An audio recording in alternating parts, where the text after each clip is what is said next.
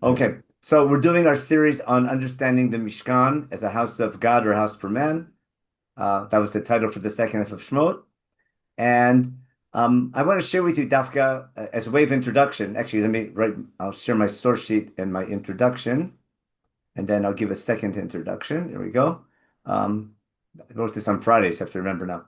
So today's share is, okay, it's the 9 days have begun. Rosh Chodesh yesterday. So it's a good time to talk about the temple in Yerushalayim. And I'm not teaching next week, by the way, because there's the Yom. And I'm not allowed to teach anything on Tisha B'Av because I enjoy it too. I enjoy teaching too much. So it's for me, it's awesome. Okay. So The whole program is Asur, but it's okay. no, Like but for it's me a, especially. it's a head there Now, for like eight lasot lashem hekfer tortecha. All these Tisha B'Av programs are against yeah, the Shulchan Aruch, but no, it's the right thing to do. yeah. Okay, yes. Okay. So the nights that began to say show relate to the temple in Yerushalayim and its purpose in Sefer Devarim. Of course, we're mourning the temple's destruction, not what happened, but why it happened. And to understand what we're missing, to understand the temple, you have to understand the Mishkan. And to understand the Mishkan, you have to understand the second half of Sefer Shemot. So whatever understanding we have about the Mishkan will help us understand what we're mourning about. So that's the reason. But because Yerushalayim is associated with the Beit HaMikdash, I want to get to the connection between the Mishkan and the Beit HaMikdash today, in light of Sefer Dvarim, and that study will help us understand not just the purpose of the Mishkan and Shemot, but also give the reason for the argument between Rashi and Ramban. As I mentioned many times, um, we spent most of our time explaining where Ramban is right, that the Mishkan is a continuation of Har Sinai, how important it is, and we would need a Mikdash no matter what. But the need for the portable Mikdash, called the Mishkan, was because of Chet Egel. That's how we're going to solve the problem. I think we mentioned that already. But to support our approach, I'll just review our key approach. When you study Ramban, who highlights the thematic connection between the Mishkan and Har Sinai, you can't argue with him because what he says, the Psukim are screaming that the Mishkan is a reminder of our commitment to be God's people at Har Sinai. We proved it with L'chad Elohim, with the Asumitash V'Shachanti B'tocham. I'll go back to that. Remember that unit, the Shekhinah unit, and all the parallels to Har Sinai with the Luchot Eidut and standing before God in the different mechitzot with where Moshe is by himself and the Kohanim come closer and the people with the Mizbech in the at the foot of Har Sinai. There's so many parallels and the parallels are so they're staring at you in Sefer Shemot.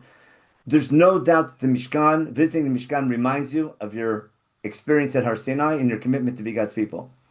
On the other hand, we saw last week where you can't miss the obvious connection between what happens with Chet Egel and how they build the Mishkan, and how later the Aron, as it leads the way to war in Israel, is basically a kosher egel. And so it's almost hard to say that the commandment to build the Mishkan has nothing to do with Chet egel. So the way we solve the problem, the way we're solving the problem, is that had it not been for Chet egel, there would have been a Mikdash, but not there would not have been need for a portable Mikdash temple right away, but rather we could have left Har Sinai and gone right to Israel, conquered the land and built something permanent. That had we not sinned. But once we sin with Chet Egel, now we need a rehab project. Now I'm going to build a Mishkan, and I need a portable one because it's going to take a long time till we conquer the land and set up a nation. And part of building that Mishkan will be a rehab project to show God that we're worthy of having His Shekhinah in our midst. So again, the very need for a temple has nothing to do with Chet Egel, but the specific Mishkan that we have in the desert has everything to do with Chet Egel. But no matter what, you need a Mikdash. Now, to prove that point, we have to study Sefer Dvarim. Now, at the root of Chumash, basically, I want to make maybe a bold statement, which I think makes a lot of sense. The key event in Chumash is Am Yisrael enters a covenant to be God's people forever. And in light of that key event of Har Sinai, I need Sefer Bereshit. So my whole point when we study Sefer Bereshit is God gave us Sefer Bereshit. God gave the nation coming out of Egypt in preparation for Har Sinai, Sefer Bereshit, to understand who God is, where they're coming from, where they're going to, why they're chosen, who's chosen, and why they went through slavery, why they're going to Israel, why He's allowing them to defeat the seven nations, what's wrong with Canaan, etc., and what their goal is as a nation. And the land belongs to God and not to them, and they have a big responsibility to service God's people. Now, I'll share with you an email. I'm just going to read the email. I'm not going to share, but I'll just read it for a second from one of our listeners. He definitely listens, no, not online, but he listens to the share later on. I have to find my screen. Where is my? Oh, here it is. Um, what did he write me? He asked me some good questions. He's been following. He asked me a question, which I guess if it's he's asking it, he's a real good student. So it means I wasn't clear enough in my class. Tell me if you identify with this question. Um, he was wondering how come there's so many covenants in Chumash. Now, we have Brit Keshet, Brit Milah, Brit Sinai, and then Shabbat is an oath Brit, the rainbow is an oath Brit. And I said, why do we need so many covenants, and what's the connection between them? Good question. Okay. Okay. Um, so it's then again. So what's this progression, and what's the need for that? So I actually thought I explained it, but I guess I wasn't clear enough. And then he had a question about the Kruvim, but that's less important. So what I want to do is just review to understand what we're going to do this week. In my opinion, the core. Well, actually, I did share my screen, didn't I? Okay, I was supposed to share my email. Okay. There's nothing personal. It's okay. The what would I tell you? If I want to follow the logic, that's why I'm beginning with Brit Sinai, is that God's making a covenant with the nation, and that's what's revolutionary about this of our religion. Instead of God being represented by an individual, by a Kohen, as a person, like Melchizedek, Kohen Elyon, or any God being represented by a priest, God, the one and only God, is choosing a nation to represent them forever. And the advantage of a nation is not only quantitative, like a lot of people, but it's qualitative because a nation can be eternal. And and part of being eternal, it's called a Brit Olam, is part of the base of the Chiddush of Chumash that forever God chooses a nation. Their destiny is to serve God as God's people forever. If it'll work, that's up to the nation. But it's always their destiny. And God promises, just like God created, right? And then after he recreates, he makes a promise never to recreate again. That's called Brit Keshet. Where, so that's going to be the background to understand Brit Sinai. Because we talked about all the parallels between Brit Sinai and Brit Kesh, and between the flood and Har Sinai, the 40 days and 40 nights, finding favor in God's eyes. Let me kill everyone else, make you the only one. 100 sets of 40 days.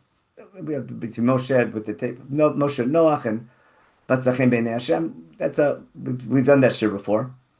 But part of the logic of that is that it's part of the background to understand the meaning of Brit Sinai, not just Brit Sinai itself, but also later God's attributes of mercy in that covenant, which will relate back, which will take us back to Chet HaEgel. So first, I need a covenant between God and His creation, because remember we talked about the Mishkan as being a place to remember not just that God chose us, but that God created and gave man the ability to be b'tzelem, to be godly, to be b'tzelem v'elokim, to be creative. But He wants man to use his creativity properly. Now, but because man, the way God made man, tends to sin, it is not perfect. He can perfect then, and human behavior is contagious. In case you never noticed, so God's picking a nation to be a model nation, and just like behavior is contagious on the individual level and at the group level, it's also can be contagious at a national level, and therefore. Human beings have their individual identity, their family identity, there maybe the communal identity, like he's a New Yorker, or he's an out-of-towner. Nowadays, he's a Canadian, he's a Torontonian. Um, um, you're from Clatton Park, if you remember, like that's a different. If how you act if you're from Clatton Park, you're not from what's that? What's the? I thought the other area farther north. Orchaim at the park. Yes. So you have your group identity, and also you have your national identity. And nations can affect another nations. We know that too well from history, for good or for bad. You have nations people look up to. If anyone who grew up in America in the old days, America was proud that people looked up to America as a nation. Now, the so because we're a nation chosen to serve God forever, our hope is God needs a nation. Now, but to start a nation, God doesn't pick a ready-made nation. He doesn't take a nation that exists and chooses them. He's going to clone a nation from scratch. And that's why the whole process of cloning a nation, starting with the seed of Avram Avinu, and then filtering that to Yitzhak and finally Yaakov, the 12 tribes, and then becoming a nation in someone else's land, going through suffering to form that nation, and then through a redemption process till we get to Har Sinai. So I need to appreciate what God is doing, God's cloning a nation, and the stories of how that nation is developed from the seed of Avram Avinu and the cloning and the filtering process. Now, God picking Avram and then Yitzchak and not Lot and not Esau and not Ishmael, etc. And then finally picking Yaakov and picking all the tribes, even though they're not so perfect, etc. Those stories all help us understand the complexity of our chosenness and the purpose of our chosenness and the challenges it's going to face.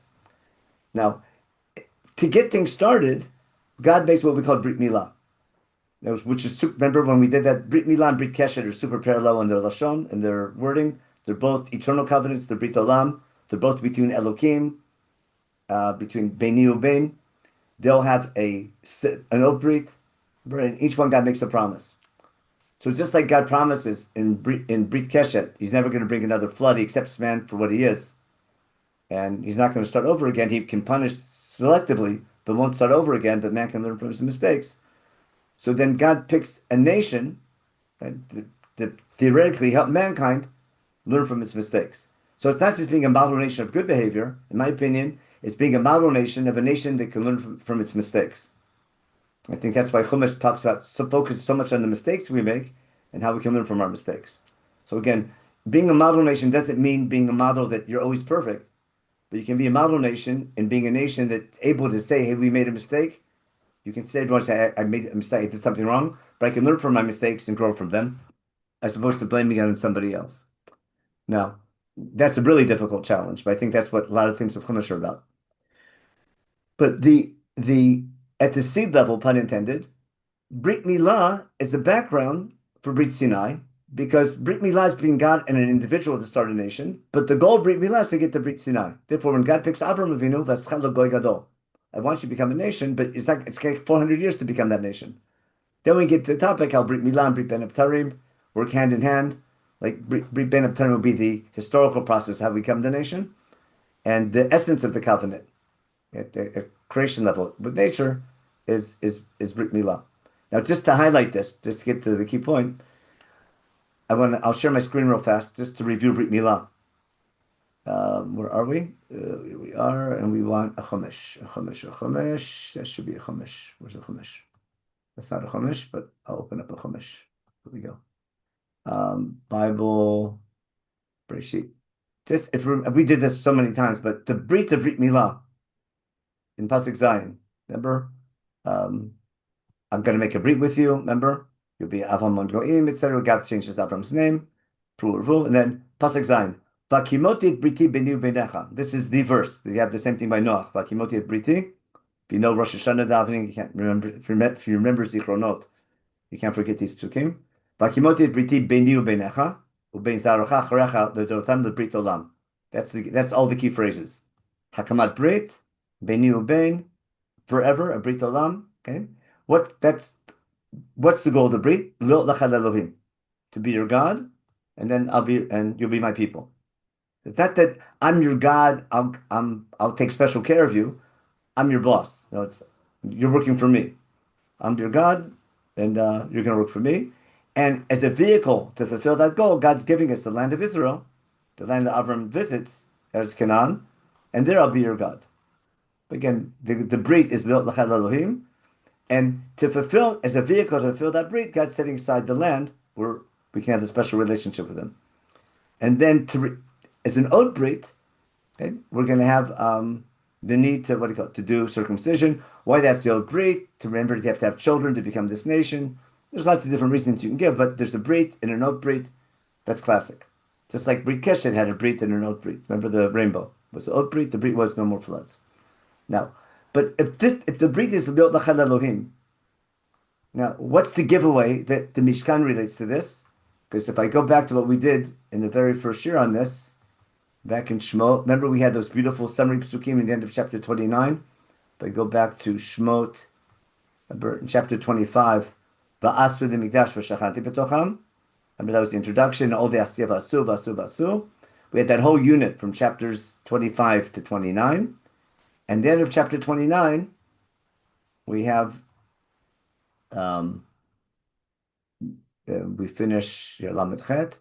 Okay, we have on the Mizbeach the Korban Tamid to remind us of all this. And then in the summary, Olat Tamid L'Dorotechem, and then V'nati B'nei Yisrael, then V'kidashit Olam Moed. These are all the sections. So we had the Kodesh Kodeshim where God's going to meet Am Yisrael. V'nati Sham Livnei Yisrael in the Kodesh Kodeshim. And then V'kidashit Olam Moed. That's going to be, this was chapter 25, this is chapter 26. And the Mizbeach, chapter 27. Aaron and Banav, chapter 28. Remember, that was a summary. And then here's the key thing. V'shachanti b'toch b'nei Yisrael, v'iti lechem Elohim. And that's the grand summary. And then Yadu, that I'm the God who took you out of Egypt, li'ot l'chad Elohim, l'shachni b'tocham, ani Hashem Elokechem. That's Brit Sinai. This is Brit Milah, isn't it? So I hope that connection is this crystal clear. That the purpose of the Mishkan is for a place for Am Yisrael to remember their covenantal commitment. For one is the very fact that they're God's people, Brit Milah, li'ot l'chad Elohim. At the seed level, became with Avram Avinu. Therefore, I need Sefer Bereshit to understand the whole process. And why God took us out of Egypt to become that nation, Brit Ben Abtarim. And Ani Hashem Elokechem, again, that's the opening line of the Ten Commandments, Asher Hoseti Etchem Be'eretz Mitzrayim. And that's the solid proof of the Ramban Shita, that when you come and visit God in the Mishkan, it's a reminder of your covenantal commitment to be God's people, and therefore it's our clubhouse. And therefore the center has to be education. But now, why is that so important? Because when you visit God in the temple, you're coming as an employee to remember his job, not as a consumer to ask for your needs. Now, as an employee, I can go to my boss and ask for, I need more resources to get my job done. I'm working for you, give me a little protexia, help me here. And save us for the sake of your name, even though we're not so deserving. But hey, I dedicated my life to you. So I mess up every once in a while. But the purpose of visiting God in the temple, again, is not to be the consumer, but it's the employee remembering his boss. Now, why am I reviewing that? That's key to understand Tisha B'Av. Because when the temple was misunderstood by the people, and people visited the temple just as consumers, but their visit to the temple didn't improve their behavior, that's going to be the haftarah we're going to read next week on Shabbat Chazon. That's all what Yirmiyahu is about. That's Isaiah's next week. That's Yirmiyahu's Chal Hashem, fix your ways. And what's the point of korbanot if you're not behaving properly? So you need to bring korbanot to show your connection to God, to remember your closeness, but the goal has to be educational and constructive and transformative. But when the temple is misunderstood as a place where you go and ask for your needs, in this magical place, say these magic words or bring this korban and God will help you, then it causes more harm than good, and God had to take it away. That was his wake-up call. And when you remember its destruction, it's not, I wish I had a temple so I could bring korbanot and get away with murder again. But rather, if we're not worthy, that's why the temple is a siman, not a siba. It's a siman that God is with us. It's a sign that God's with us. It doesn't bring, building the mikdash doesn't bring the Shekhinah, it reflects the Shekhinah. If we're worthy, that enables us to build a mikdash, and then we have a reminder that we're worthy of being God's people. But having just a symbol and not acting accordingly, that can't last for a long time without God intervening. So going back to the theme of Har Sinai, that's why I wanted to go back, tracing the model. That's the background for the mikdash. Now, with that in mind, we can go back to today's source sheet. That was answering my friend's question, but if he asked the question following the series, I thought it was worthwhile doing the review. Stop share, yeah, and now share now if you remember what my share screen was, that should be the source sheet, okay? The source sheet is in the chat, and I can close the chat. Okay, now I share my source sheet. Here we are, Adobe. Okay. Now, everyone remembers Har Sinai? Remember the Brit at Har Sinai? About them, if you follow me, keep my Brit, you'll be my special nation, you'll be Mamlechet Kohanim V'Roy Kadosh. Now I want to jump to Sefer Devarim. I'll give a quick introduction, because we did Sefer Devarim, I'm sure, some time ago. At least parts of it.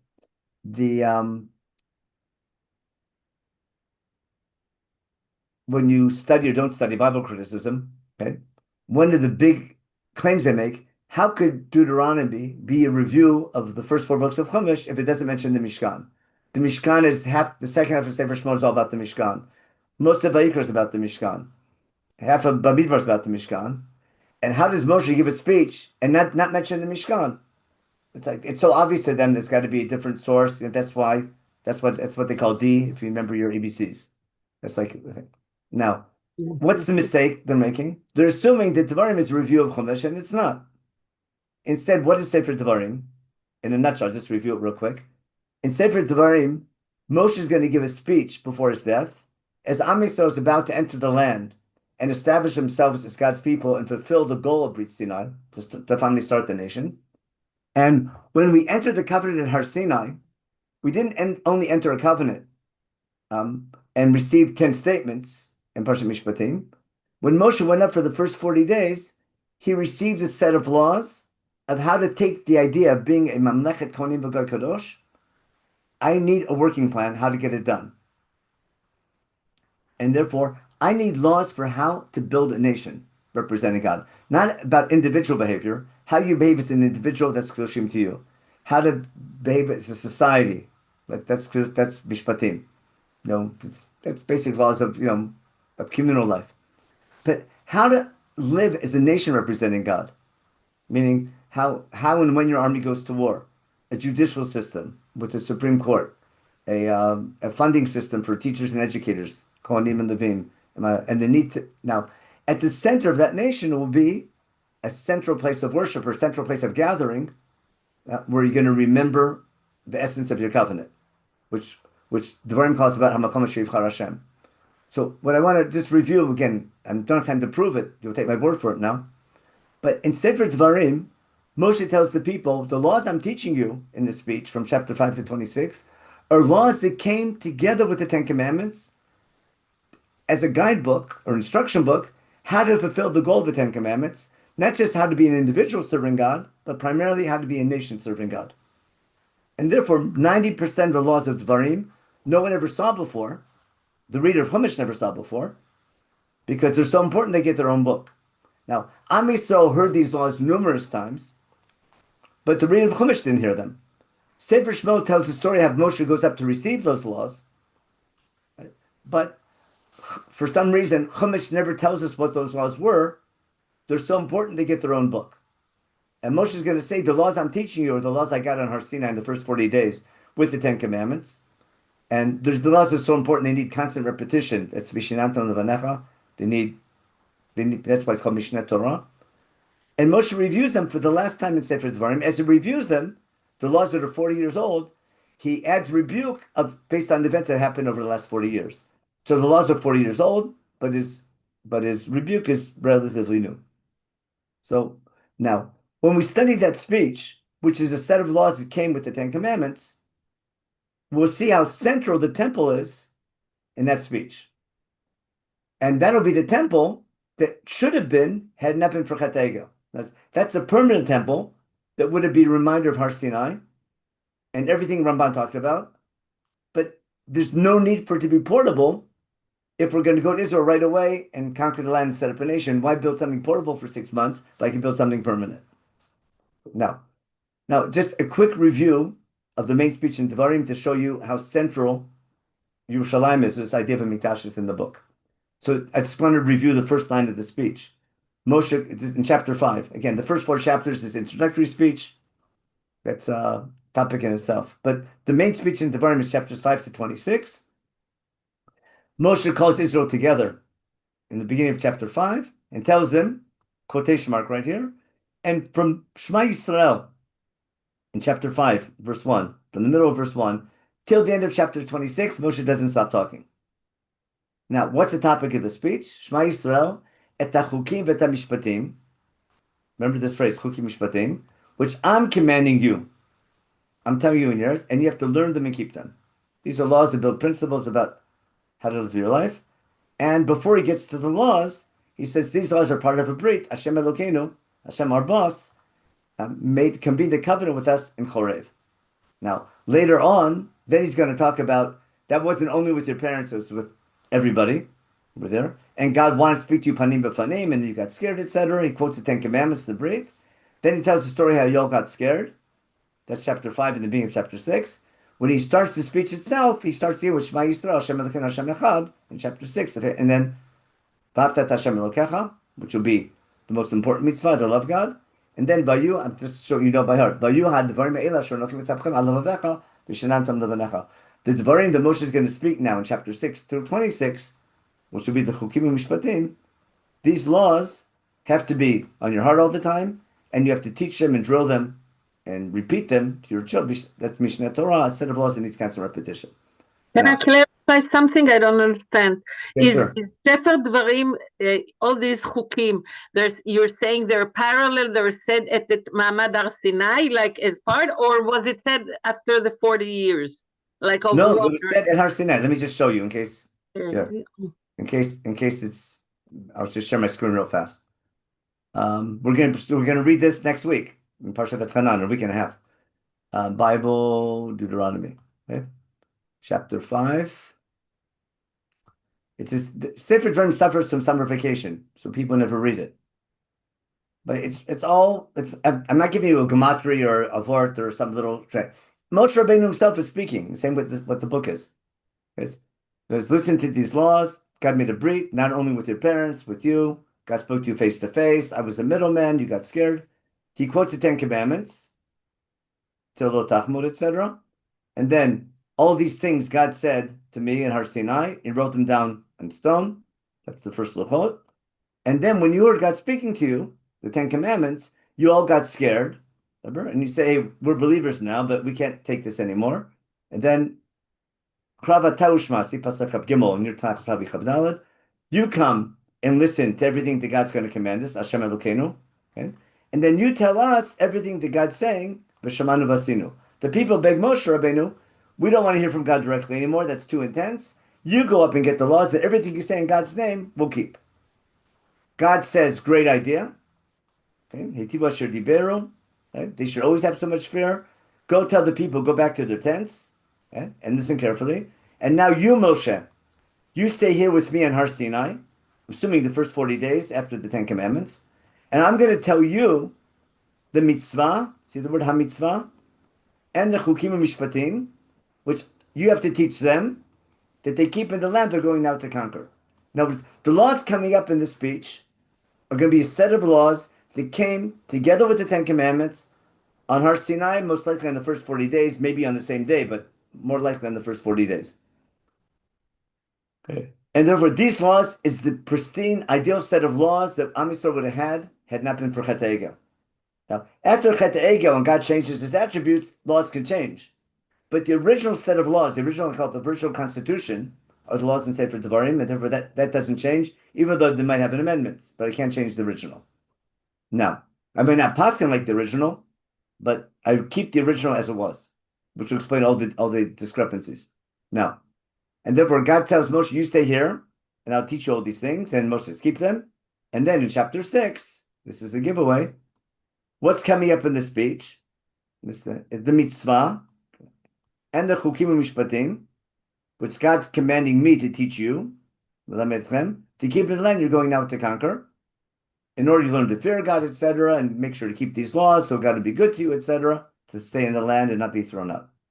The laws begin with Shema Yisrael, Hashem Elokeinu, who made a brit with us at Har Sinai. He's one and only God. That's Kabbalah. That's you're not a consumer. You're an employee. Hashem Elokeinu, Hashem, our boss. He's everyone's God, but he's our boss, which is Kabbalat Al Malchut Shamayim, accepting God as your boss, which I call employee mode as opposed to consumer mode. And as an employee, you have to love your job. Give it 100%, 200%. And these Devarim that I'm commanding you in the speech, on your heart, keep them, and teach them and drill them to your children over and over again. And hence, these laws are called Mishneh Torah, a set of laws, instruction book that requires constant repetition. And tie them, instruct them with oath, etc. And then when God brings you to the land, this law, and all these laws, what happens when you come to the land. Now, the speech, now we'll go back to my source sheet. Is that clear now, Dora? I mean, Jory?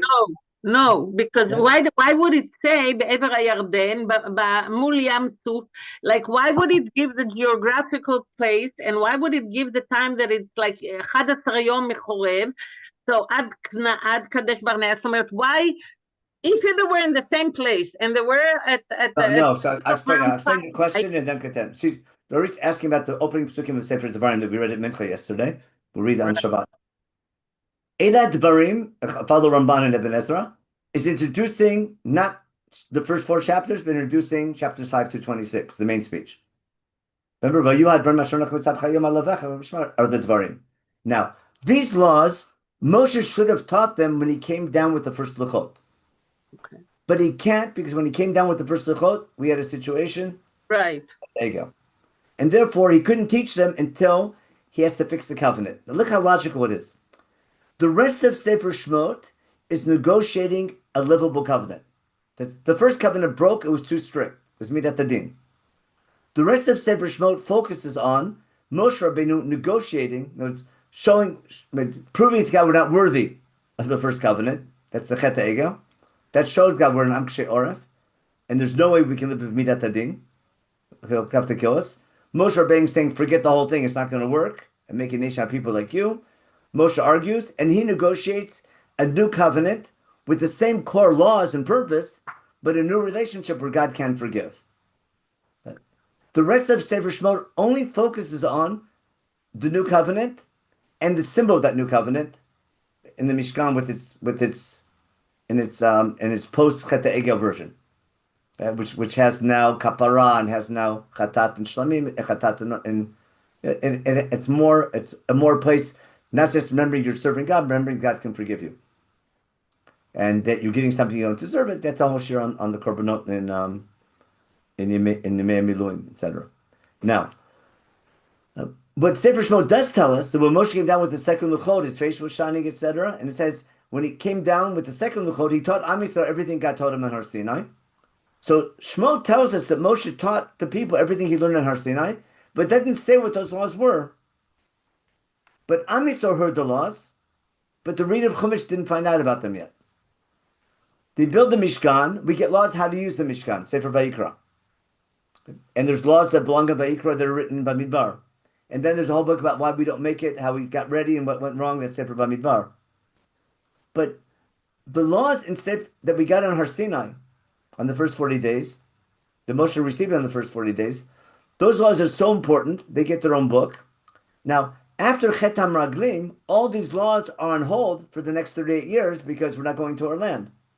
We're not going to be a nation representing God because we don't have the land yet. So I don't need to review those laws for the first generation anymore because they've lost it.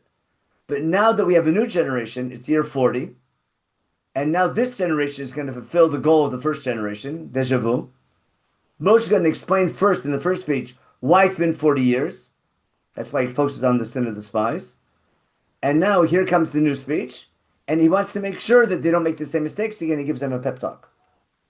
Now, in light of that, let's look now, as long as it's this Parshat Dvarim this week, over Yotzei, share Parshat Shavua now. Share screen, yeah, Deuteronomy. Right. What's coming up in this speech? These are the Dvarim in chapters 5 through 26, which Moshe told Bnei Israel and Ever Yarden. That's now in Arbot Moav. Okay, that's now. When else did he give this speech? In the Midbar, also in the Arava, also in Mosuf. He'd given this speech many times, especially when on the 11-day journey from Choreb to Kadesh Barnea. That's the first generation. Now, from Choreb to Kadesh Barnea is an 11-day journey. What happened in Kadesh Barnea? We sent the spies. What should have happened in Kadesh Barnea? We should have been gung-ho, Zionists, let's go to Israel. But we chickened out, remember? The story of the spies? We didn't want to go. That's Moshe's first speech explaining why they didn't make it. But what did Moshe teach the first generation as they prepared to enter the land of Israel on that journey to Kadesh Barnea, which should have been the entry to Israel? He taught them laws of Devarim about how to set up a nation serving God. In the meantime, they sinned. And now in the 40th year, it's time to teach them one last time. Got it? Now you send over Sukim? I just That's beautiful. Thank you very much. That was very clear. It's 2 lines in Ibn Ezra I explained to you. That's all. And Ramban. That's all. Okay, I didn't read that. Yeah. But if you read Ibn Ezra and didn't know the background, you wouldn't understand what he's talking about. You have to say, oh, these laws in Ray, like it sounds technical. And that's why Vayuad Dvarim Ha'ele that we say every day in Shema is referring to these Dvarim. Now, it's called... That means it was repeated and repeated. Yeah, that's why it's called Mishneh Torah.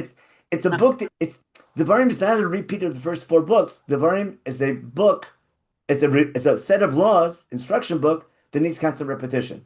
Okay. Now, when did Moshe get these laws? This is the best part. I'll go back. how we started this whole series in Shemot. When does Moshe go up for the first 40 days? After we say Nasa V'Nishma 24/7, remember?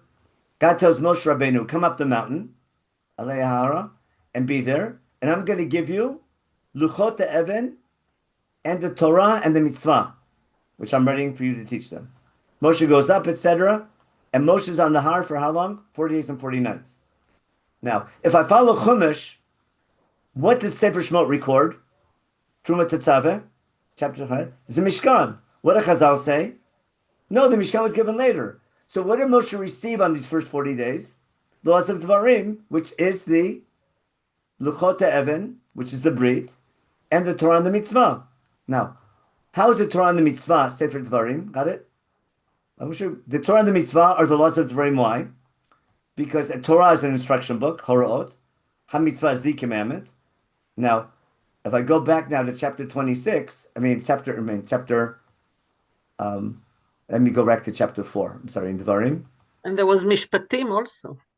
Yeah, but those came up right away. That's for living, society even in the desert. But in chapter 4, in Moshe's introduction, V'atah Yisrael Shema l'chukim al mishpatim, which I'm commanding you to keep. Don't add, don't take off. And then here, I'm teaching you laws, chukim mishpatim, that God commanded me to teach you to keep in the land. Sefer Dvarim. Keep them, ki chachmat Menachem. And that the other nations will see you and say how great you are and how great God is. Umi goy gadol, asher lo chukim umishpatim tzadikim, k'chol haTorah hazot. Therefore, these chukim umishpatim are referred to as a guidebook called a Torah. Okay? Now, and therefore, what's the Torah that Moshe receives on the first 40 days? The laws of Dvarim. Now he gets the mitzvah and the Torah and the chukim umishpatim. What we saw. Now, what's the Torah? Well, just wait to the end of the parak, at the end of chapter 5, at the end of chapter 4. You know this by heart. Don't stand up. V'zot haTorah asher sam Moshe lifnei bnei Yisrael. What's coming up? The Torah that God taught bnei Yisrael. When? Which includes the Edot, Chukim, and Mishpatim, which God told Moshe Rabbeinu when he left Egypt, the first generation. And now in the 40th year, in Ever Yarden, he's teaching it one last time. But he's taught it many times. And then we start the speech. He does this after we defeated, after we defeated Sichon and Og, to show that God's ready to help us conquer again. We're ready to regeneration. And now, that's the background to Dvarim. Now, why did we do all this? That's the Mishkan. First, we have a shir in Parshat Shavua now, so you'll say that. But still, we still attend on Thursday. Who's giving this Thursday, Rabbi? One of my friends? Then I got to get my audio on. I have to double check, but it's somebody who's never taught for Torah motion before. Okay. He's a rabbi in Stanford. But we'll I know the rabbi. Rabbi Cohen or Rabbi? No. I have to check. I just spoke to him this week. I'll look it up. I know he is. He's a friend of mine. He was in the University of Maryland before. Yeah. Okay. Yeah, I'll remember his name in a second. Also, okay, but he's really good. Now back to by side. Sorry, got off track. So now we get to the speech, okay, and now we're ready for our. Oh, I'm sorry. And now, if I go back to chapter 6, I'm sorry. What did Moshe just say in the speech? What's coming up in the speech? V'zot ha-mitzvah, got it? And the chukim mishpatim. The chukim mishpatim will be the Torah. Ha-mitzvah. Remember, Moshe goes have to get ha-Torah va-mitzvah. This is ha-mitzvah is ha-mitzvah. And the Torah will be the chukim mishpatim. Now, ha-mitzvah, I see as the definitive the ha-yediyah. All mitzvot are created equal. One mitzvah is more equal than others. What's that one? Avat Hashem. Which is how the speech begins. Ha-mitzvah of Sefer Dvarim is loving God and fearing God. Now just prove it to you. You know it by heart, you say it every day. Because what's the mitzvah? Shema Yisrael, V'ahavta Hashem Elokecha is ha-mitzvah. And that will motivate you to keep the Dvarim, which will be the Chukim Shpatim. Now, what's the topic of Et Chanan Ekev? This can take you all the way to chapter 11. It's all about loving God, fearing God, not following other gods. But we finally get to the second parsha of Kriyat Shema. If you follow God, etc., etc., got that? Remember, there's the HaMitzvah section is from Shema to Vayim Shemoah, basically. We read the bookends every day. And then when it's over, the man yivui mechem, etc. Listen carefully. We're going to end this unit called the hamitzvah. Kim shmor tishmun et kol hamitzvah hazot. And then we have the definition. What's hamitzvah? Which I'm commanding you to do what? To love God. Easier said than done. And to follow his ways, that's doing tzedek and mishpat. And to cling to God. That's the essence of the covenant. That's your attitude. That's your machshava. Okay. Then, in light of that, God will help you conquer the land. That's the introduction to Sefer Yeshua. If you have that right attitude, God will help you conquer the land. And then we have the mitzvah bracha and chala, which we'll get to later on when the speech is over. And then, because you're now passing the Jordan River to come to conquer the land which God's giving you, and therefore, ushmartem lasot et hachukim ha'ela v'mishpatim. Once you conquer the land, these are laws you have to keep. Chapter 12. So chapter 6 to 11, or Etchanan Ekev, are Hamitzvah, loving God and fearing God, Shema Tavim Shemoah, and reflect the first two commandments. I'm your God and don't serve other gods. And now we get to the practical mitzvot of how to set up a nation serving God. Number one, when you come in, get rid of all the places of idol worship. Right? But don't replace and get rid of all the places of, we don't want them to become stumbling blocks. And get rid of their name, get rid of their name and reputation from this land. But don't do that to your God. I'll follow most partial name. In other words, don't replace every high place of idol worship with a shtibel. Instead, ki im ha'lamakom ha'shivchar Hashem mikol shivtechem l'sum et shmo sham v'shichno tishuv v'tashama. That's what we call the temple. But the Rabbi never calls it a temple. What's it called? It defines it by its purpose. One central place, remember the key word is hamakom. One central place where we serve God. And how do you find it? Look for it, you'll find it. God will choose it, but if you don't look for it, you won't find it. That's a classic shidduch, analogy. In other words, God chooses, but if you don't look for it, you won't find it. Remember, Yeshua Shem Bimatzo, built on this, etc. Now, and notice the word makom. It's a place for God's name to make known. We have one central meeting place, our national capital, our Emerald City, if you know the Wizard of Oz. One place that'll be known for making a name for God. And therefore, now, what are we going to do there? It'll be a place of study. It'll be the hub of the nation. And therefore, the first mitzvah to set up a nation representing God. If I want to fulfill the goal to be a Mamlechet Kohanim, I need a guidebook. And the first thing we have to do is a national center. A place where, what do we do there? There we bring Olotechem v'Zivchechem, like we had at Har Sinai, and our Mas. We'll see what Maser we're talking about. That's 10% of your produce. God wants to make sure you visit on a regular basis. Okay? And every present you begin, your firstborn, God wants you to visit on a regular basis. And you eat there and you talk there. You go to shul. And what happens? You go to shul, you talk, you have ideas, you ask questions. Oh, let's start this project, that project. That builds a community. And that builds a nation. So, but you need one central place where people gather, and you have to go there 3 times a year. That's why Shalosh Regalim will be in Dvarim, and not the other holidays. Okay. Now, when do you do this? Okay. What we're doing now in the desert, it's temporary.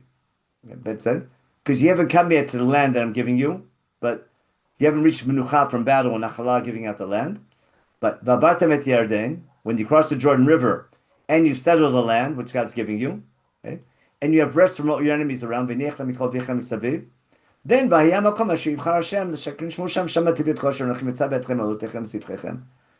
I'm getting at is the very first mitzvah in the Chukim Mishpatim section will be laws about setting up the central place of worship, where you have to go on a regular basis, and we're going to rejoice there. It'll be our national gathering center, okay? And that's where the Levim come. Right? And that'll be there. We'll see. You bring the Levi with you when you make Aliyah. There are all laws of what's called Maser Sheni. We'll talk to it later on. Okay. Now, be careful not to bring korban anywhere you want. Only b'makom asher yivchar Hashem. One central place of worship. You want to eat meat? If you want to eat meat, you have to eat. Lo tuchal lechol b'sharecha. You have to bring them. Only Yitnei Hashem Elokecha. Okay. And let's say you want to eat meat, and it should be a shlamim, but it's too far away. So what does God allow you to do? If God widens your border and you want to eat meat anyhow, but you don't want to bring a korban, so what do? You can have what's called kosher meat, basar tava. Because if it's too far away to go to Hamakom to bring meat, what do? You can make a zevach with your bakar and son from your animals, right? And you can eat it in your own gates, but you have to shecht it, and you what do you call it? And you can't eat the blood, and you can't eat the chelev. No, it's anything that would have been on the mizbeach, you can't have. But basically, it's a shlamim without a kosher meat is basically a korban shlamim without an altar. So whatever would have gone on the mizbeach, you can't eat. It's called, and that's why it's isur karet if you eat it. It's called chelev and dam. I got it. Now, the first topic is Hamakom B'Shivchar Hashem, meaning in order to become a nation representing God, you need a national hub. Now, what happens when that's missing? That's a disaster. And but when that central place was misused, God had to take it away. What are the rabbis if you have to reinstitute instead? The Beit Knesset and Tefillah, and that's called Tefillah Keneged Korbanot and the Mikdash Ma'at idea. And therefore, if I want to understand what's the function of the communal center of the shul, right, how a shul should behave and what we should do in shul, is basically what should be happening in the Mikdash. It's a place of learning, of study, a communal center where people talk, come up with ideas, you have education, and that becomes the model, and that builds a Jewish community. Without a shul, right, you needed a temple, but without a temple, I need something to replace the temple. And the shul did such a good job of replacing the temple, we've survived 2,000 years without it. But it's fulfilling the same core function of you need a hub. You need a hub at least of your community. Now, when you build a nation, it gets more complicated. So we have the Kotel, we have our national center. So how to take these ideas and build Yerushalayim to become that city, to be the Makom of Mishpat and the Makom of Torah study. That's already the challenge of modern day Zionism. Now, let's go back. Now, why do we do all this? Again, I want to show you that the first topic of Sefer Devarim, of the main section of Chukim Mishpatim, is one central place of worship, which we call later the temple, which would have been built right away. Had not been for Chet Egel, that would have been the first mitzvah once we conquer the land. But there would not have been a need to build a portable temple in the desert. Just go there and build something permanent. Had we not seen what Chet Egel would have been ideal. Now, that never happened because of Chet Egel. But Devarim keeps the ideal. Now, just real quick, if I go back to the source sheet, what happens in Sefer Devarim? Again, the main speech of Sefer Devarim is just the outline. In chapter 5, Moshe tells the story of how he got the laws he's about to teach. Chapter 6 through 7 is called the HaMitzvah section, about loving God and fearing God, from Shemot and Shemot.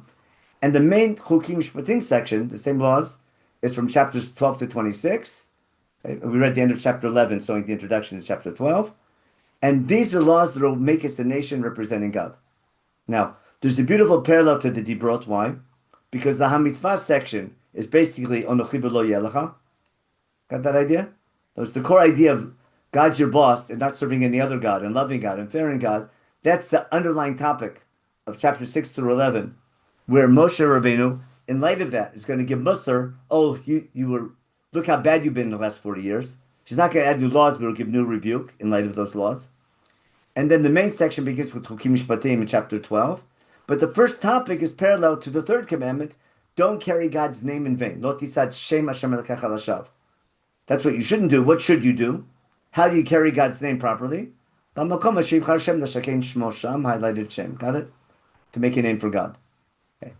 So for the first topic is how to sanctify God's name as a nation. And the hub, that'll be the goal of the hub. To remember how to act as God's people. That's why I have to visit. Now I need Tolodot of Shabbat, the cycles of 6 and 7.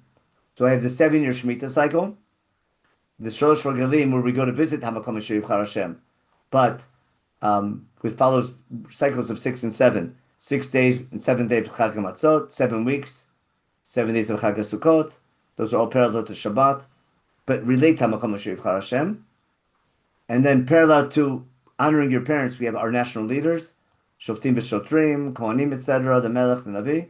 But again, they relate to the Supreme Court that we're going to have. Shoftim v'Shotrim b'chol sha'arecha, in all your gates. But b'makom Hashem Yivchar Hashem, you have your Supreme Court. So we'll have a set of laws that'll be part of establishing that nation, but they're always going to relate back to the Hamakom Asher Yivchar Hashem, which is later becomes Yerushalayim.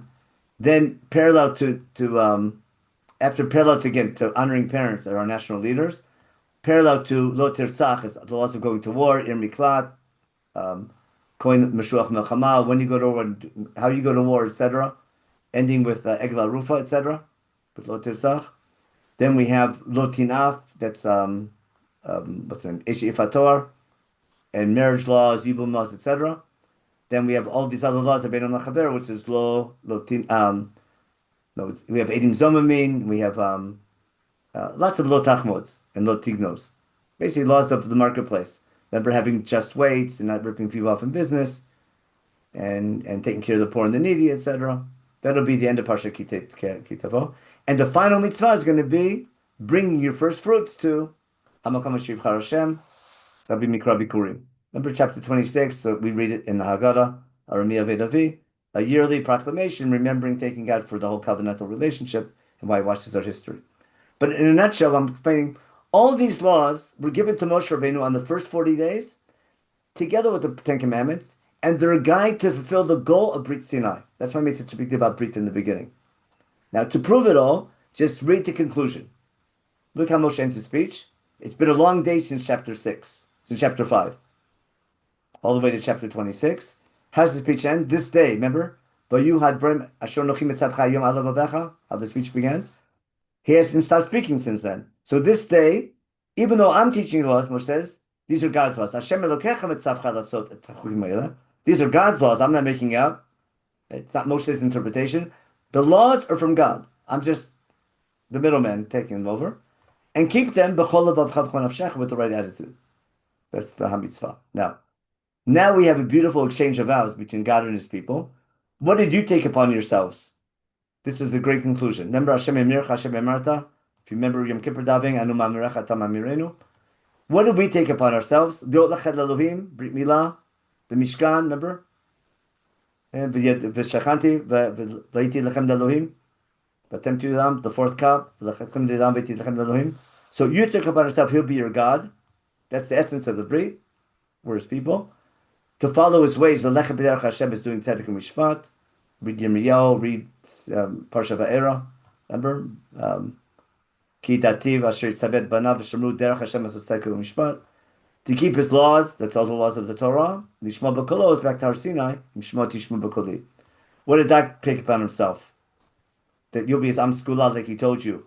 Remember, it's all going back to the Brit. Remember, Mishma tishma b'koli, you'll be my Skula. So this is the covenant. What's the guidebook, the Torah, of how to accomplish that? The laws of Dvarim. And therefore, how's the speech end? Then God took upon himself that you'll be his Am Skula, like he told you at Har Sinai, to keep all of his mitzvot, to put you in a leadership position above the nations for God's glory, shame again, and Tiferet, and glory, and repute. And then we make you an Am Kadosh, as he told you at Har Sinai. Remember, Kadosh. This is the goal of how to take a nation, of what God promised. And now we're a Goy Gadol. We can become a Goy Kadosh if we follow these nations, if we follow these laws that'll make it the nation representing God. That's Sefer Dvarim in a nutshell.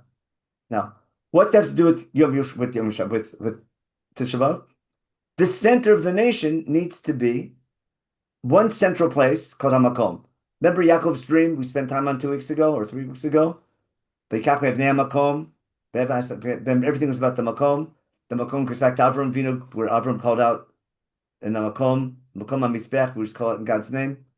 That's the theme of Makom ever since Yaakov's dream. And we talked about that to explain also why the theme of Beit Elokim is something fundamental to Chumash, not an afterthought because of Chet HaEgel. So I need a place to go and visit to remember the essence of this Brit. And therefore I'm going to the Mikdash to remember my covenantal commitment. Again, and that would be great if we're worthy and fulfilling that commitment. But the second the temple became a place of misunderstanding it, where you think I can buy God off by feeding him or saying these magic words, etc. And if people coming to the temple are misbehaving, right, and not fulfilling the covenant and its purpose, but coming as employees and coming as consumers instead of as employees, then God has to blow the whistle and brings a korban. And he employs some foreign nation to give us a wake-up call. Now, so therefore, what we talked about is the main section begins with the main section is Hamakom Shivchar Hashem, and this is what we just read. We just read all these psukim. So God's giving you the choice of bracha and challah, and then when you come to the land, you pass the ball there, and then keep here. I've highlighted this thing. We just read all these psukim. These are Mishpatim, and then get rid of the name of those gods, and then Hamakom Shivchar Hashem over and over and over and over again in that section. Etc. And now the last thing I want to show you is how it relates to doing Yashar Ben Hashem. We don't have time for, but that's all important. But see the red? You can review it later on. The theme of not just chapter 12, but chapter 12 is the introduction to the main section of the speech to how to become a nation representing God. I need one central place of worship. But we have to be worthy of having that place of worship. Now, but to remember that God is our boss. That's the memory of Har Sinai and the commitment to be God's people. Now, in Sefer Dvarim, remember God wants us to do Hayashar B'nei Hashem. Therefore, we need to learn the mitzvot to teach us how to behave properly and want to behave properly. We have time to do the Rambam, but he says all these Rov Dinei Torah are like great advice from the great advisor. Is that beautiful word about God? Right? Rov Dinei Torah inam ela itzot merchok migdol haitzah. It's such a basic idea of what mitzvot are about. I can't just say, oh, be a good person. I need commandments to follow, and keeping mitzvot affects the way you think. It's a great Rambam again. That's a class of Machshava. Now, the main thing I'm talking about, in Sefer Dvarim, the next topic, after I get Hamakom Shivchar Hashem, every Jew has a beautiful Jewish tax. You take 10% of all your produce, and also from whether you're kind or whether you're a farmer or a farmer or a shepherd, it's 10%. Right? Right? You take 10% of your produce, and you get to keep it. That's why I call it a Jewish tax. You take 10%, you keep it, but it's a Groupon. You can only eat where? In Yerushalayim. And therefore, God is encouraging you. Otherwise, all that money goes to waste. And if I don't want that money to go to waste at 10%, I have to eat it in Yerushalayim. Why do I need to eat in Yerushalayim? Leman tilmad dirat Hashem kol yamim. The whole show was just for this. It means God wants to make sure we visit this national center on a regular basis, but the goal of the visit is to be a good employee, to learn the fear of God, Yirat Shamayim, that's Har Sinai, to know, to instill the fear of God every day of your life. And therefore, on a regular basis, every Jew has to come and visit that place. Chazal, throughout history, have replaced that with the Beit Knesset and the shul and the community. And that's why studying about the Mishkan is so important, because it explains what the meaning of coming to shul should be, and later will explain what we say in davening. It's also going to be the center of justice. Remember, it's shoftim v'shoftim b'chol sharecha. But when there's a question, and there you listen to the Kohanim and Levim that teach you things from the theme of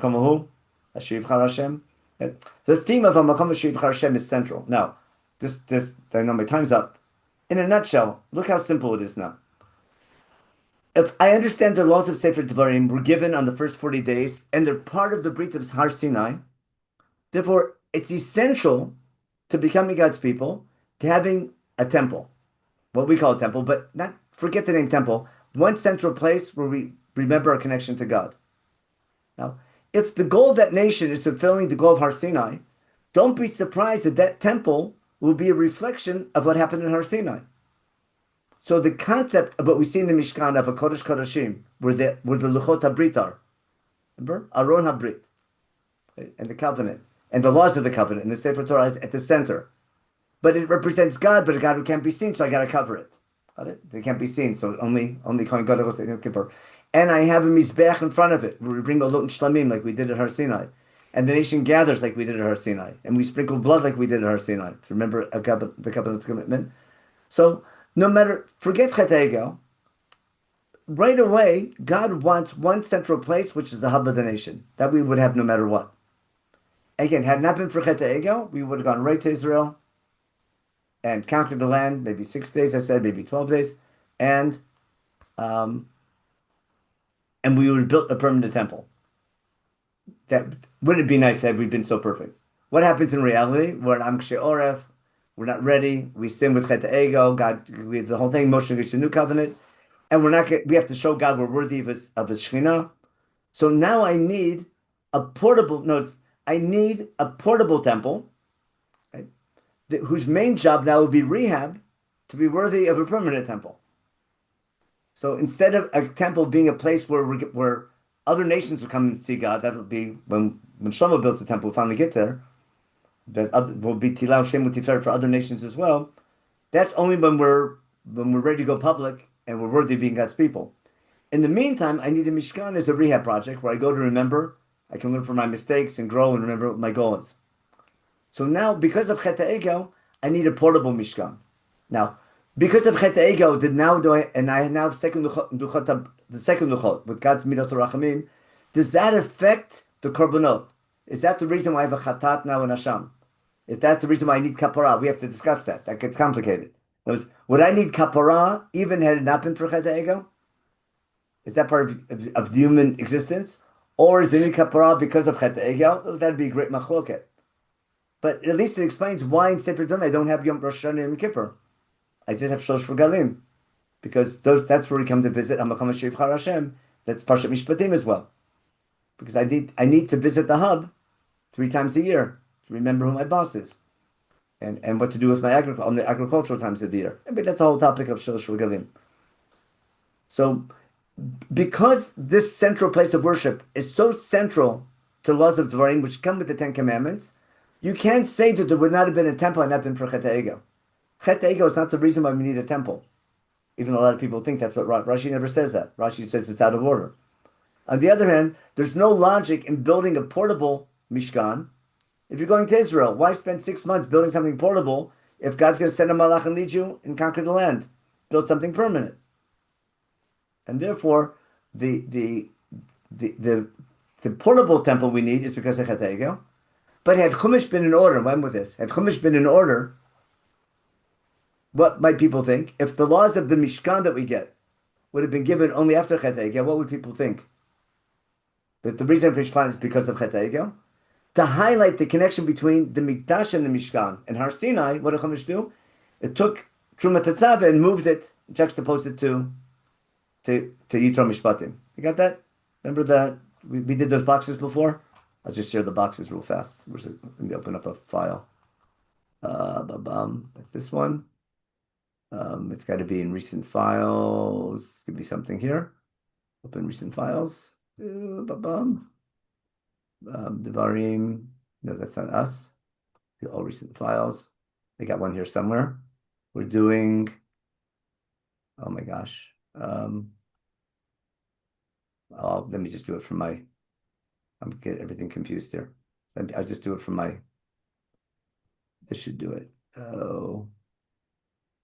Let me find it here. Wait, class source. We don't know class source sheets. 1 second. You probably don't see it, all this yet. Class source sheets. Tim, I guess it'll be in 20. Yeah, we did all this. For my 4 boxes. No. Wait. I have to unshare the screen, so otherwise you won't see it. Let me share again. Share screen. And we'll do 21. There we go. Okay. We don't want the assistant. Okay. Where's our 4 boxes? I know I had a page here. No, I'm sorry. Give me one more time. 1 second. One more file will open up. I'll get this.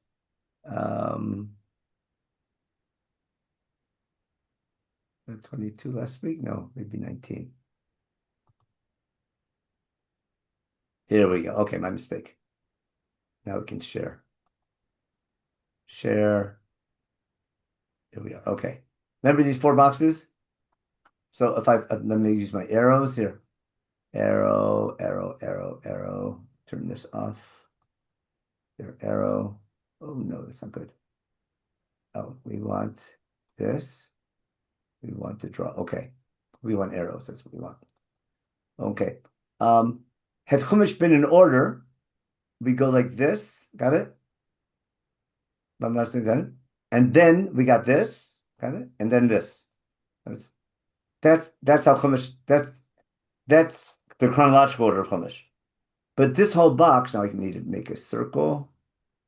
Where's this? Not this. I'm getting, where's my tools? No, that's not good. That's not it. Let me go back to my tools. Okay. I need to draw. That's it. Draw. Okay. This box The here. arrow, yeah, in different This colors. box here, right? Happened later. What did Chumash do? Chumash took this box and juxtaposed it to Har Sinai to highlight the connection between Har Sinai. Even though this commandment itself was given later, Chumash takes it from here and moves it to here, right? To highlight the connection between Har Sinai and the Mishkan. Because if it was where it belonged, you might think, like a lot of people think, the Mishkan is only because of Har Sinai. But to highlight the need for the Mikdash. Now, what happened chronologically? Right here is when we got the laws of Sefer Devarim, but they're so important to get their own book later on. But that's classic Ein Mukdam U'Mauchar B'Torah. So if we want to sort of make it nice and cute, the reason why Chumash is out of order, that was Rashi's right chronologically, but the reason why Chumash is out of order chronologically is to highlight the theme of Ramban between the Mishkan and Har Sinai, between the Mikdash and Har Sinai. Okay? Hope that was clear enough, and hope I try to share about how important the Mikdash is and the Beit Knesset. And Jay talks about that on Fridays when we talk about how we daven in shul. But that was our theme for. I dedicate that share for the 9 days to appreciate not what happened, but why it happened, and how if we understand that better, we might be worthy of, at least making our Beit Knesset Mikdash Shmat. Okay, Jay, announcements. I just put in the chat box. I haven't knows about our Tisha B'Av program, but this Wednesday, Rabbi Grossman, those of you who have heard him, I think he's very creative, original thinker, the head of school Akiva of Akiva School in Montreal. So I have a Canadian, extra bias towards him.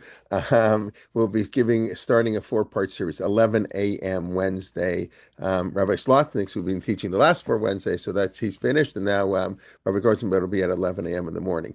And then Rabbi Shulman is not giving us a talk this week. I believe he's making Aliyah. He's been making Aliyah. Yeah, Rabbi Shulman's in the midst of making Aliyah. We've announced that a few times, but give him a mazel tov. Rabbi Shulman, please God, will be continuing Tuesday at 1 p.m. next year, 8 p.m. in Israel. But he's sort of, he told me last year he's making Aliyah, so it's very nice. He's been 18 years, I believe, in St. Louis at the Young Israel. And of course, I know him because he spent 10 years in Toronto as rabbi of Sher Shemaim. And just to tie it into the New Yorkers, I don't know why, but he was succeeded by Rabbi Chaim Strachler, who is now the rabbi at Rinat in Teaneck. So just everything's connected in the world of Torah. And Fine. Teaneck is replace Hamakom Asher Yichar Hashem. Okay. And of course, next Sunday, Rabbi Leibtag will not be teaching because he'll make too many jokes, and that's not allowed on Tisha B'Av. But but that should. But please God, as I'm sure everybody knows, we have a Chana Henkin. Rabbi Chana Henkin will kick off the program at 11 a.m. Eastern, going through till 7 p.m., 8 hours. As I say every year, although it's Beli Neder, we just read in the Dharm yesterday, anybody who comes for all 8 hours, we send them a coupon for a free dinner to break the fast, whatever. But that's 8 hours, whatever. It's Tisha B'Av. Really, I've been doing this program for over 30 years. Of course, for the first 25 of them live in Toronto, where we'd do keynote explanations for 3 hours in the morning, I would do, and then we'd have 5 speakers in the afternoon. Of course, since COVID, we switched it to online, and we now have 8 speakers and can reach more people of course. And so everybody's welcome. 11 a.m. to 7 p.m. Some of the Israeli speakers are speaking before the fast is over. Some are speaking after the fast is over. The only rule is they can't eat while they teach if the fast is over in Israel. Okay, enough. Any questions come. But tomorrow, Tamar Weissman will be giving her regular shiur on the Shvat team. And like I say, Wednesday we start the class with Rabbi Grossman. And Thursday is Naftali Wolf will be giving the Parsha shiur, and I'll be giving my shiur, please God, Friday on the Siddur. And everybody should have a Shavuot Tov. We should hear good news from Israel. It's too long, everything going on. And what can we do? But I guess pray and hope that we learn the message of Tisha B'Av, Avat Chinam. I think that's what we can do. That's the only thing we can do. And then let's the rest is up to, I don't know, HaKadosh Baruch Hu and I don't know, the IDF. I don't know what to say. Okay, everybody be well. Thank you. And of course, Benny Gesundheit in half an hour and 33 minutes. Benny Gezir Shir Bivrit, I'll say for Tilim. And Rabbi Leibtag's neighbor, of course, and good friend. So if you haven't gone and and you're not too busy, so Sefer Tilim, Shir Bivrit. Well, if you know Hebrew, it's well worth. Benny's always super creative, as Rabbi can tell you. And okay, and that Rabbi, did I make enough announcements? I've been away for so many weeks. I had to make up, So okay, everybody, be well. Thank you very much. Good to have you back. Rabbi, can I ask a question? I don't know if it's related, but it bothers me. You talked all the time about building a nation. And, like when we have the Shvatim all the time, like the tribes, it seems to me that it's counterproductive. If I go back to the parasha that we read this week, and it says, don't intermarry between the Shvatim. And then I was thinking that this is worse than Churban Abayit, because actually it cemented the division. And if I look at about Israel today, it's still cemented the division. Yes. So I'm looking at that and I'm saying, and if you're building a nation, everybody should be together and you have one place. So why is this thing going through? So if I go back to Dvarim, if we're a model nation for other nations to learn from, one of the most difficult things is, but like if you take the analogy of a symphony, right? When you have different musical instruments playing, if there's a good conductor, it's a beautiful music. It's a beautiful symphony. Without a conductor, it's noise. Now, the nature of civilization is we break into multiple nations. Read the story of Migdal Bavel, right? Which is explaining the idea of the nature of mankind is to evolve into different nations. Now, those nations each one has their identity. In theory, they could work together with a common goal, right? And make great progress, or they can fight with each other. And that's the history of civilization, isn't it? Nations are formed, they grow, they grow with common need, then common greed, they start fighting each other. And nations can pull resources and work together and share ideas and make great accomplishments. And nations can cause destruction with different ideas. Now, we need to be a model, not only to be a nation representing God, to be a model nation, we need to be a nation of different tribes working towards the same goal, even though they have different flags. So we're finishing Sefer Bamidbar. Right? God wants 12 tribes. He wants Rechel's kids and Leah's kids and Bnei Shvachot. He wants different flags in different hashkafot, in different ways of. There's different, just like there's different diets and way of staying healthy. There's a value in having conservatives, liberals, right wing, left wing. There's values in different approaches. And no, but if I go by what you did even today, and you go and you choose, and every time you choose closer and closer, then you want to tell me that the 10 Shvatim that disappeared, we actually got rid of them and the chosen where you die and whatever. But the idea of 12 Shvatim still exists. So now our 12 Shvatim now aren't different names. Now they're different groups of people. There's modern Orthodox, closed Orthodox, open. There's different tribes, and if each side understands that if there's a Mishkan that unites them, you can have, like in the Choshen, you can have 12 different stones, each one a different stone shining its own way, but they're in a framework. If I can have 12 tribes, each with their own flag, but what ties them together is the Mishkan at the center of the camp. I can have 70 nations in the same way. Right? That's going to be in Habakkuk, not Habakkuk, Tzfanya, remember? That all, in the end, Tzfanya Per Gimel. That all the nations will call out in God's name. But learning that's what we talked about in Aleinu, in the second about Kenaka Balacha. Now, when you have 12 tribes, that's a recipe for disaster. When you have a special nation, there's potential danger in these ideas because they can backfire. They can do more harm than good. So one approach is dump the whole idea. The other approach is try to improve. So you need 12 tribes. This idea of 12 tribes is super educational and super important, but it's a danger because it might go bad. Having a nation chosen to serve God, they might do more harm than good. So don't read the New Testament, but that's what they say. It's such a failure. Just God made a new covenant. We hold no. Our covenant's eternal, and we always have that destiny. If we live up to it, that's up to us. That's why we have Tisha B'Av, to remember that our covenant with God is eternal. Sometimes, too often, we mess up, but it can work, and it requires education and study, etc. So the fact it's not working doesn't mean it's a bad. It means I don't change the technology. I have to retrain the technicians, and that's why the idea of a Brit Olam is so critical to Am Yisrael, and the idea of that's why fasting and that's why days of mourning are important because they're there to remember why you're chosen. Not that you're chosen, but why you're chosen. But Now, if the Brit Olam is there, yeah. no, but if Brit Olam is there, what happened to the 10 tribes? They're not there at the Brit anymore. So the 10 tribes are replaced by there might be a concept that there's 10 different ways of like 10 hashkafot or 12 hashkafot. It's not just Dafka 12, but it's the idea that people with different approaches, that's society is stronger when you have liberals and conservatives, but you work together. Because you need a balance between different ideas, and that's how society grows. But when each group sees the other as an enemy instead of as a partner, that Rav Kook writes about that all the time. That each group, there's always different groups, but the problem is they see the other as the enemy instead of as a partner. So you have to teach. Avat Chinam is when you teach. You can disagree in hashkafa with someone, but you have a common goal, like within a family. So therefore, you might argue with them how to accomplish your goal, but you can still respect them and try to understand them the best as you can. But the second you play the blame game, oh, you're causing all the problems. It's like sibling rivalry. You can work together as a family and do great things. You can fight with each other all the time and cause a disaster.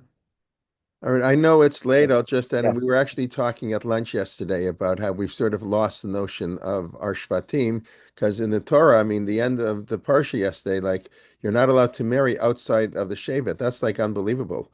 No, And that was a one-time law. That was a one-time. I meant to answer. It's a one-time law for the No, first you have right, it well, with until Tu no. B'Av, but in the in You the have finish, it with the Haredim today, they will not marry this, they will not marry that, we yeah, so still it's have it. very I was right. shocked yesterday. That really it threw me off. That's why I asked you about it. That's why Tu B'Av, the Gemara says, that's why Tu B'Av became a holiday. Yom Shehutru Shvatim Levo Zeh B'Zeh. But anyways, Rabbi, yes, we have to. We are well. There was a Well, we history talk textbook about in this all the Canada, time. unity with diversity or something. Yeah. Diversity. I don't know. That's what we need. I just explained to you, Okay. Rabbi, I learned from Rabbi Mital, that was his hashkafa about the 12 tribes or the different hashkafot we have. Yeah. But it's Okay. not, our We'll goal let isn't everybody to take prove a our break stuff is right. before You Rabbi. try your best, but respect the other people's approaches also. It's a nice message, but it's very difficult. Easier said than done. Yeah. Exactly. I say there's always good reasons for sinat chinam. Yes. Anyway, it's a nice answer. Sinat Thank you. chinam is not chinam. Yes. Okay. Goodbye, Okay. everybody. Thank you. Bye. Bye bye.